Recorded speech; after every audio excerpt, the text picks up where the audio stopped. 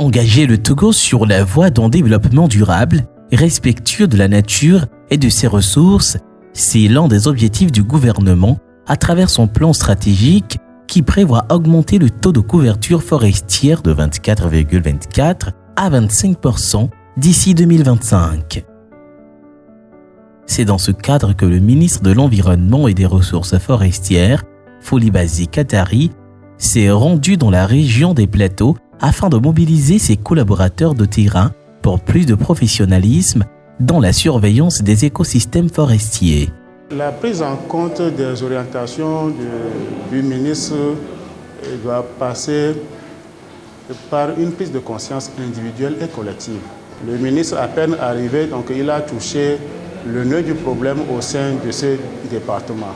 Et je pense bien que, vu son parcours à la tête de divers départements ministériels, je pense que notre département a intérêt à capitaliser l'expérience de ce ministre. Selon le plan d'aménagement de certaines forêts classées, la méthode de gestion est participative. Comme c'est le cas de la forêt classée de Missarouet, chaque assiette annuelle coupée suit une clé de répartition définie de commun accord, un traitement qui galvanise les riverains. La clé de répartition des coupes annuelles se fait 4 parties. Il y a une partie pour le comité, le CPG, Comité préfectoral de gestion. Il y a une partie pour la communauté. Il y a une partie pour le suivi et l'entretien. Les riverains de Missarouet ne sont pas les seuls à bénéficier des avantages de leur forêt classée. Plus au sud, c'est-à-dire dans la préfecture d'Agou, plus précisément à Avetonou, les 15% de ristournes issus de la vente des produits de la plantation de Wuto règlent un tant soit peu certains problèmes.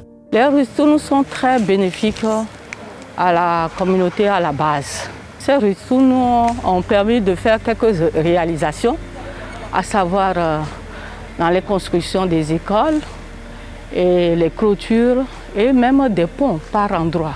Et ça a permis aussi d'aménager certaines pistes.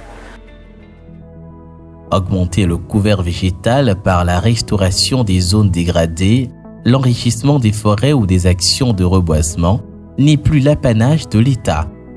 Des initiatives de forêts privées commencent par émerger à travers des plantations d'essence à fort potentiel économique, comme c'est le cas ici à Boudjé, dans la préfecture de Kwilé, où on découvre une plantation de 233 hectares de teck de 20 ans d'âge. Nous avons été très impressionnés de constater qu'un de nos compatriotes a planté les teck sur environ 200 hectares. Ça, c'est vraiment une première.